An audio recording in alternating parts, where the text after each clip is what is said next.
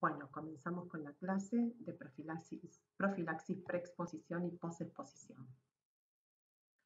La OMS y la OPS se comprometieron a poner fin a la epidemia de SIDA para el año 2030, marcando el camino a seguir para los países de la región. Para esto se requeriría de una reducción del 75% en las nuevas infecciones para el 2020 y del 90% para el 2030. Frente a esto se promueve la adopción de un abordaje de prevención combinada para poder reducir el número de nuevas infecciones. ¿Qué significa prevención combinada? Significa la intervención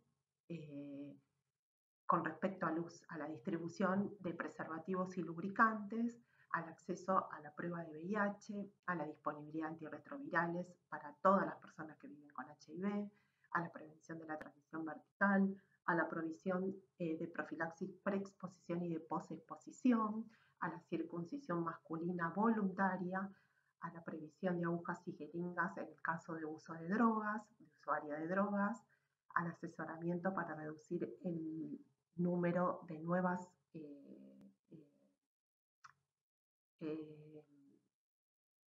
infecciones de transmisión sexual, a la educación sexual integral, a las campañas de marketing, a la promoción de un ambiente propicio para hablar sobre estos temas, a la descriminalización de la transmisión y de los grupos en poblaciones clave, al abordaje de género y contra la violencia de género y a promulgar leyes para proteger derechos. La epidemia en Argentina por HIV se estabilizó, la principal vía de transmisión sigue siendo la sexual. Esto posibilita identificar a sujetos con alto riesgo de adquirir la infección y los candidatos a recibir PrEP. ¿Qué antirretrovirales se utilizaría para el PrEP? Para la profilaxis preexposición sería el tenofovir fumarato con emtricitabina o el tenofovir alafenamina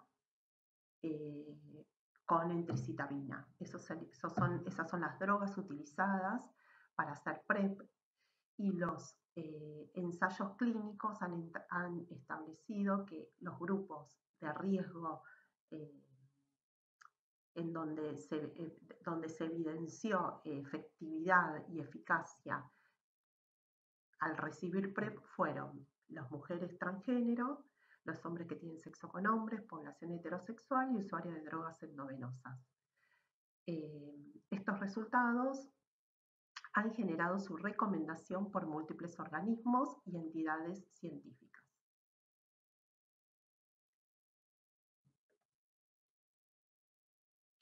Hay múltiples estudios que demuestran efectividad en el uso de PrEP, ¿sí? Con disminución en la transmisión en las poblaciones de riesgo, ¿sí? En las poblaciones que uno decide hacer PrEP, hay múltiples estudios. Los más importantes, donde se trabajó en un N alto, fue el IPREX y el PARTNERS, en donde se demostró una efectividad del 85% y del 92%.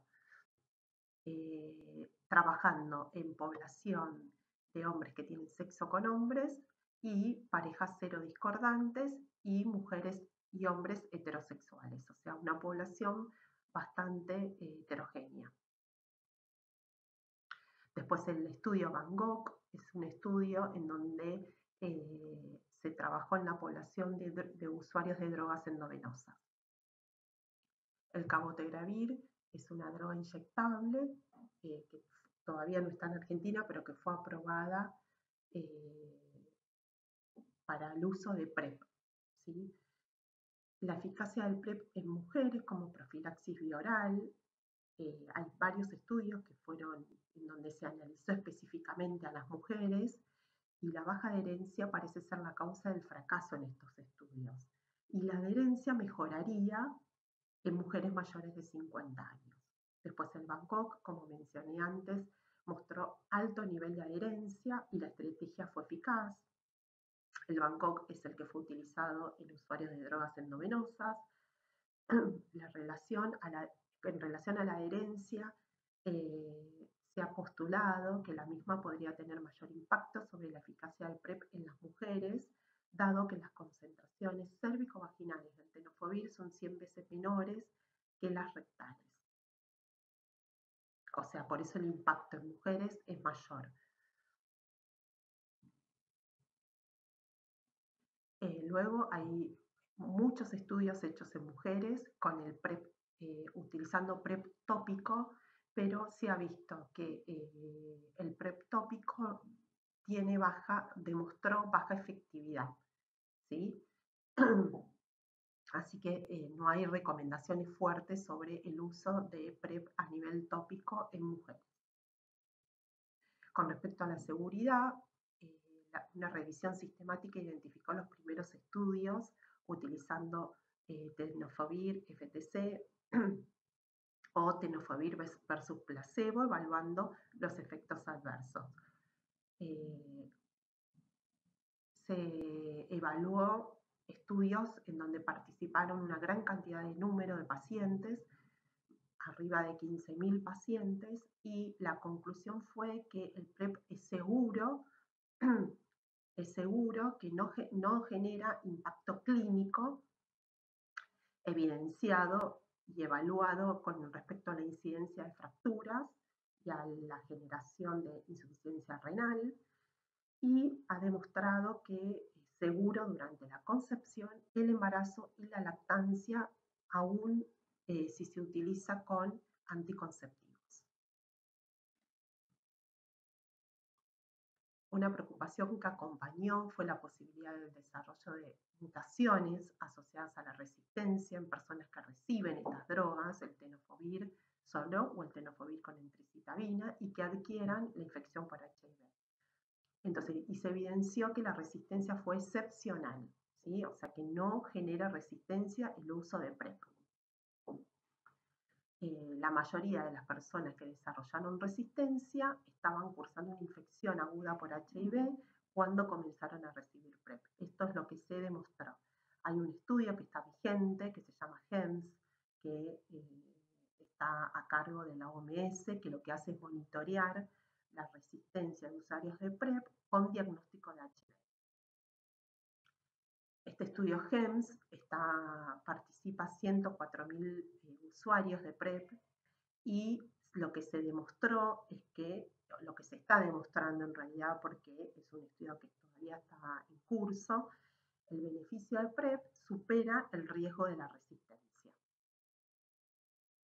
Dentro de las recomendaciones para prescribir PrEP, se debería implementar PrEP a la población de alto riesgo de adquirir VIH, definidas aquellas con una incidencia igual o superior a 2 o 3 por cada 100 personas al año. El uso de tenofovir FTC como PrEP está contraindicado en personas con clearance menor a 60 y el TAF con clearance menor a 30. La eficacia en el uso de la profilaxis exige altos niveles de adherencia.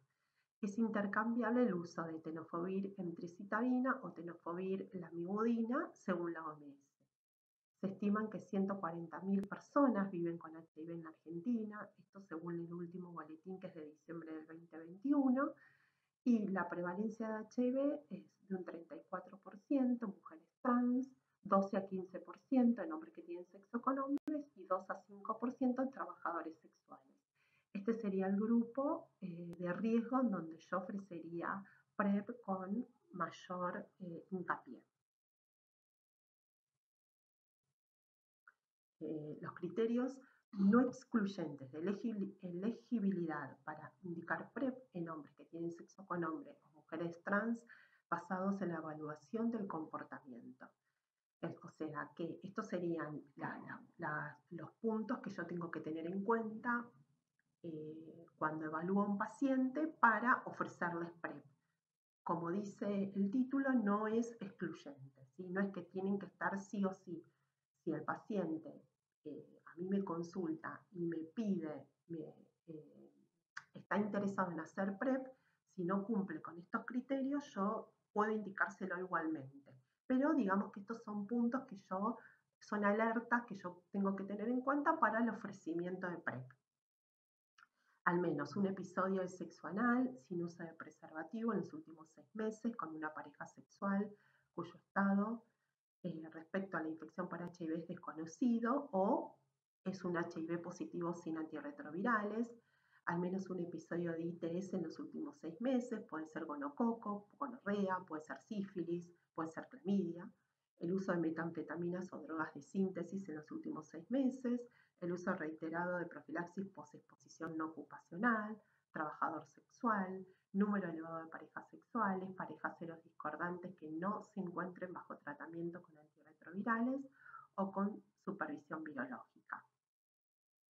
En personas heterosexuales cis sería al menos un episodio de sexo vaginal o anal insertivo o receptivo sin uso de preservativo en los últimos 6 meses con una pareja sexual cuya infección por VIH sin control de la replicación viral, trabajador sexual, y con respecto a los usuarios de drogas endovenosas, al menos serían ese grupo, al menos un episodio de intercambio de agujas o equipos para la inyección,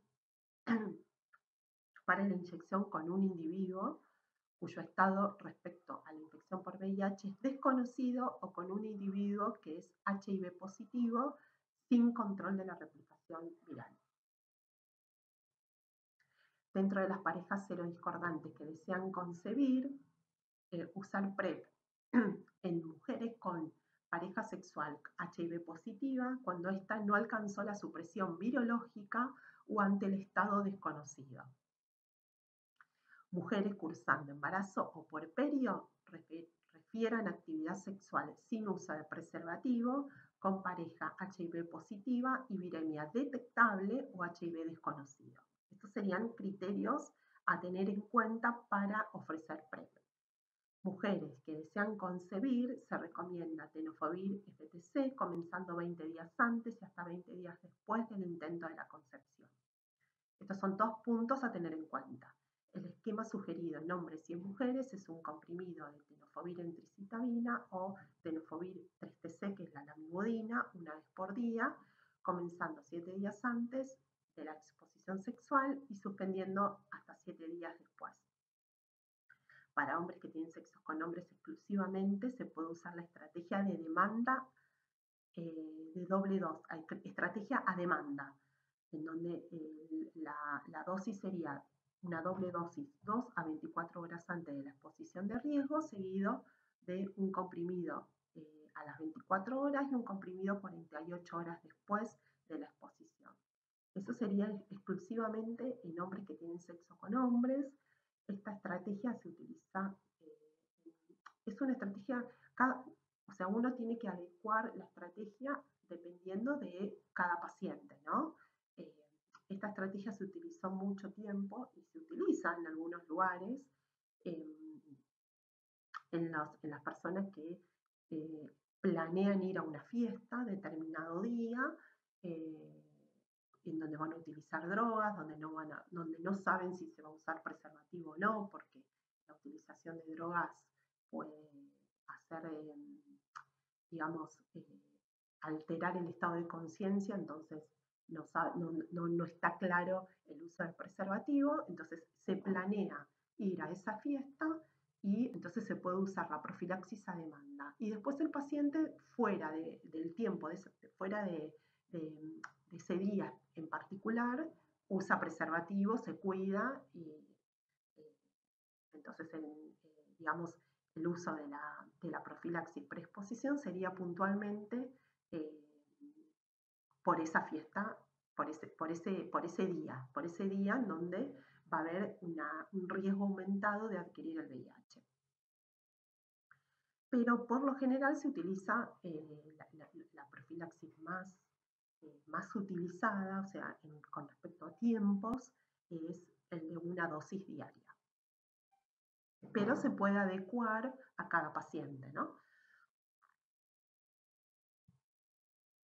Con respecto a la consulta inicial, el PrEP debe ser ofrecida como parte de un conjunto de medidas preventivas, consejería, el uso de preservativos, todo lo que charlamos de la prevención combinada.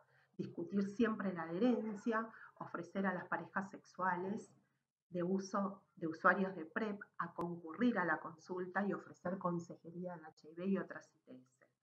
Dentro de la evaluación inicial, no hay cuestionarios válidos en Argentina utilizados para determinar el nivel de riesgo, ¿sí? Así que, como yo dije en un principio, si el paciente está motivado, uno se lo ofrece o el paciente viene por su cuenta a solicitar PrEP, uno tiene que hacer la evaluación, la consulta inicial, hablar con el paciente y si no cumple con criterios, acuérdense que igual el ofrecimiento tiene que estar vigente y si el paciente lo propone, uno tiene que indicárselo, ¿sí? Siempre debe haber un ambiente amigable necesario para abordar estos temas.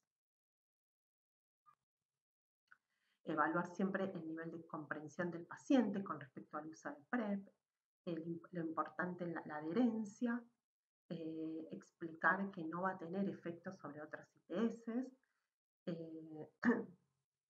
si existe riesgo de exposición sexual en las últimas 72 horas, indicar una profilaxis post-exposición. ¿Sí? O sea, si el paciente estuvo en riesgo en las últimas 72 horas, yo no tengo que hacer PrEP, sino que tengo que hacer profilaxis post-exposición para evitar disminuir el riesgo de infección por HIV en esa situación que tuvo hace 72 horas. Después de descartar HIV, yo puedo comenzar con el PrEP. Hacer prueba de VIH y luego de un resultado negativo, como dije anteriormente, iniciar el PrEP, siempre buscar otras ITS, siempre apuntar sobre el tema de la vacunación, también siempre tener en cuenta, son oportunidades de consulta que yo tengo que tener en cuenta. Con respecto a la segunda consulta, realizarla a la semana, entre 1 a 4 semanas, evaluar todo lo solicitado, porque yo busqué, solicité serologías y busqué otras ITS, realizar un nuevo HIV para confirmar el resultado negativo, reevaluar indicación de PrEP, evaluar la adherencia, o sea, volver a charlar todo lo que charlé en la primera consulta, volver a hablarlo con el paciente. Dispensar siempre cada 30 días el esquema recomendado. En la tercera consulta, evaluar signos y síntomas de infección por VIH, que no superen los 90 días, evaluar la probabilidad de tener otras ITS, evaluar que el paciente siga motivado a continuar con el PrEP, evaluar la adherencia, repetir HIV sífilis, la hepatitis C anual, evaluar seroconversión de hepatitis A y de hepatitis B. Acuérdense que en la primera consulta yo pedí serologías, evalué anticuerpos y evalué vacunación. No dispensar PrEP a más de 90 días, esto es porque yo tengo que evaluar la adherencia del paciente de manera continua y evaluar que el paciente siga motivado a continuar con el PrEP, no que haga una profilaxis día por medio. ¿Sí? Laboratorio, tamizaje de clamidia y gonococo en hisopado de fauces, anal o primer chorro de orina según corresponda, esto es semestral, y siempre evaluar el embarazo, la probabilidad de embarazo. Bueno, este es el seguimiento del paciente que está en PrEP. Es todo lo que mencioné previamente, las pruebas que yo tengo que hacer de laboratorio, de hisopados para la búsqueda de ITS, función renal, hepatograma, según el correr del tiempo. ¿Cuándo suspendo PrEP? Ante la confirmación de HIV, efectos adversos limitantes, como por ejemplo un clearance de creatinina menor a 60, el deseo del paciente, la disminución del riesgo de adquirir HIV, y si yo suspendo la profilaxis, debo realizar una prueba de HIV a las 4 semanas.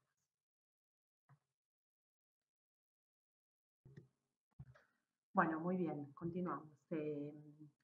Según las guías, guías españolas, guías europeas, CDC, que es la guía de Estados Unidos, todas avalan las recomendaciones en el uso de PrEP, todas. Todo esto que estoy no estoy mencionando en detalle, pero es todo lo que charlamos durante toda esta clase, es todo lo que se hace en otros países, ¿sí? Están en guías como recomendación médica. Ahora comenzamos con profilaxis post-exposición. Se considera exposición de riesgo a todo contacto de piel no intacta o mucosa intacta o no intacta a través de injuria percutánea, herida abierta, salpicadura o relación sexual con materiales infectantes, que pueden ser sangre, tejidos, fluidos con sangre, secreciones vaginales o rectales y semen. O potencialmente infectantes, que serían líquido cefalorraquídeo, líquido pleural, líquido ascítico, líquido amniótico o líquido sinovial. No se consideran materiales infectantes a la orina, secreción nasal, saliva, lágrimas, materia fecal, sudor, esputo o vómito.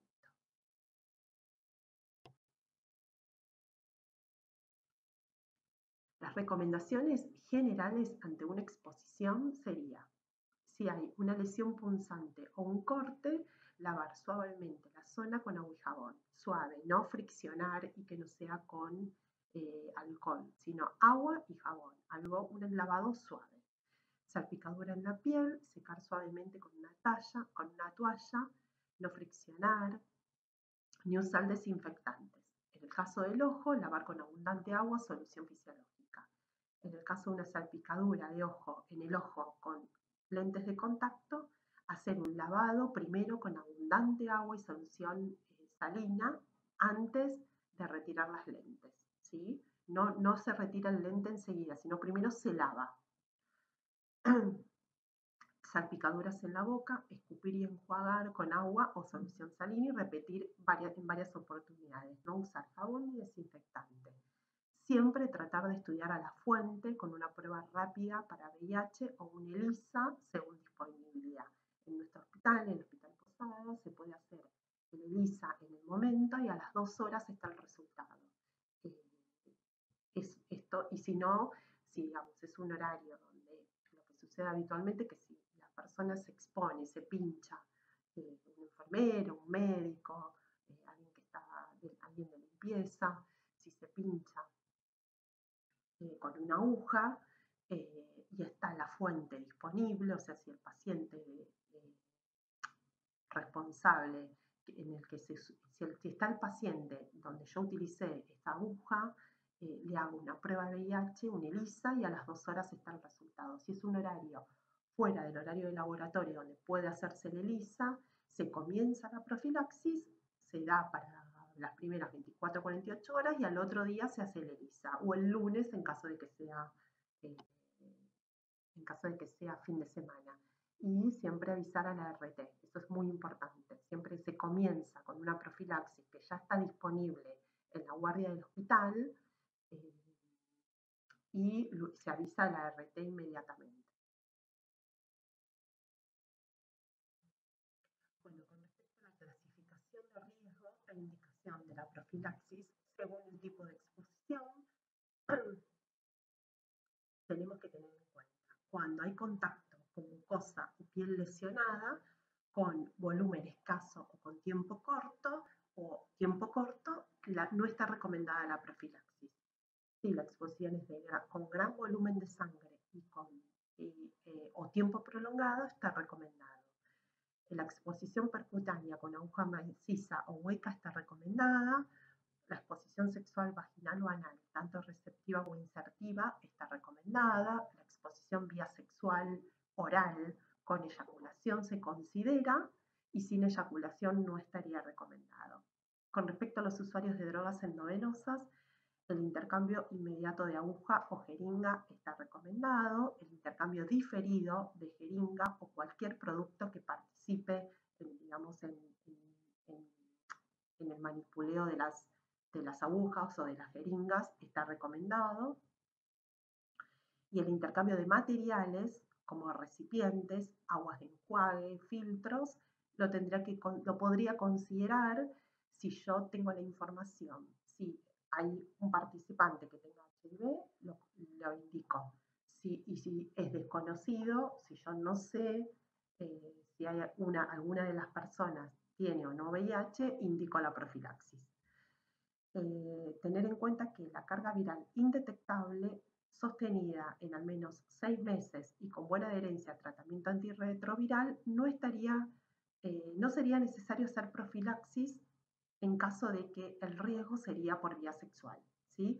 Ahora, si el riesgo es por otra vía, por ejemplo, el pinchazo con cualquier aguja, aunque yo conozca que el paciente es VIH tiene carga viral indetectable, yo indico la profilaxis, porque la recomendación de no hacer profilaxis con carga viral indetectable es solo la exposición sexual. Si la serología de la fuente es desconocida y no puedo estudiarlo, considero caso por caso. ¿Sí? Tengo que evaluar caso por caso y ver si está recomendado o no hacer la profilaxis.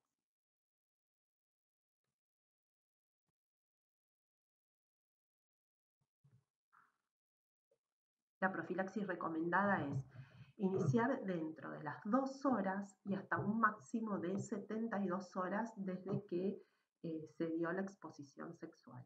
La exposición de riesgo, no sexual, la exposición de riesgo, perdón. Si la fuente resulta negativa, se suspende. ¿Qué profilaxis puedo dar? Tenofovir con lamivudina o tenofovir con entricitabina más dolutegravir, un comprimido de cada uno por día. Tenofovir con lamivudina o tenofovir con entricitabina con darunavir 800-100, un comprimido por día de cada uno. Tenofovir con lamivudina o tenofovir con entricitabina con raltegravir. El raltegravir es un comprimido cada 12 horas, es una buena profilaxis, pero es una posología un poco incómoda porque una de las drogas es cada 12 horas. Después alternativos, las de elección son esas 3 primeras. Después hay drogas alternativas que no las mencionaríamos. Tengamos en cuenta las de elección que son las 3 primeras. Bueno, muy bien. Ante enfermedad renal, reemplazar tenofovir, lamivudina o tenofovir entricitabina por acetate-3-TC. Son situaciones puntuales donde el especialista evaluará.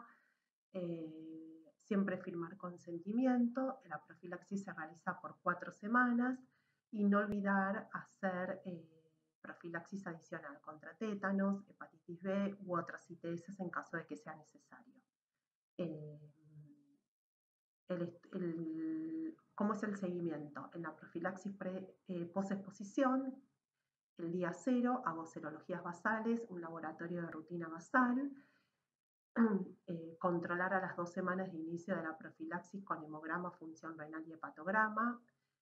Con respecto al control del HIV en los pacientes que inicié profilaxis, en la semana 6 hago serología de HIV con BRL. En el mes 3-4 hago serología de HIV cuando dispongo de una ELISA de 4ª generación. Se realiza al 4.º mes, o sea, al mes 4, y sirve como último control. ¿Sí? O sea, el último control de HIV en el paciente que hizo una profilaxis post-exposición sería el mes 4 con el ELISA de 4ª generación. En el mes 6 hago serología de HIV en caso de que tenga disponible el ELISA de 3ª generación, en particular en pacientes que hayan seroconvertido para hepatitis C, dado que en este caso la seroconversión para HIV puede ser un poco más tardía. ¿Sí? Con respecto a la hepatitis B, en el mes 6 hago anticuerpo anticore y antígeno de superficie en el paciente que no está vacunado, y hepatitis C en semana 6 hago el ARN para hepatitis C, y en caso de no poder realizar esta prueba, controlo con anticuerpos al mes 6. Todas las guías internacionales recomiendan todo lo que venimos charlando hasta ahora. Todas las mismas recomendaciones. Está la guía Sanford, que es la del CDC. Bueno, ya llegamos al final. Lo que quería mencionar para que tengan en cuenta es que en caso de abuso sexual se hace la profilaxis post-exposición para HIV por 4 semanas también, y profilaxis para el resto de las ITS, ¿sí? Con ceftriaxona, con acitromicina y con metronidazol, y el seguimiento del paciente con los controles serológicos adecuados, como vinimos mencionando, pero tener en cuenta lo del abuso sexual, que es muy importante, que también se hace la profilaxis, ¿sí? Esas serían las situaciones, que es una de las situaciones de riesgo de contraer VIH. Y quería mencionar que hay un caso clínico de profilaxis preexposición, donde ahí podemos charlar sobre las dudas de esta presentación, las dudas que ustedes tengan. Bueno, muchas gracias por escuchar y nos vemos en la presentación del caso clínico y buenas tardes.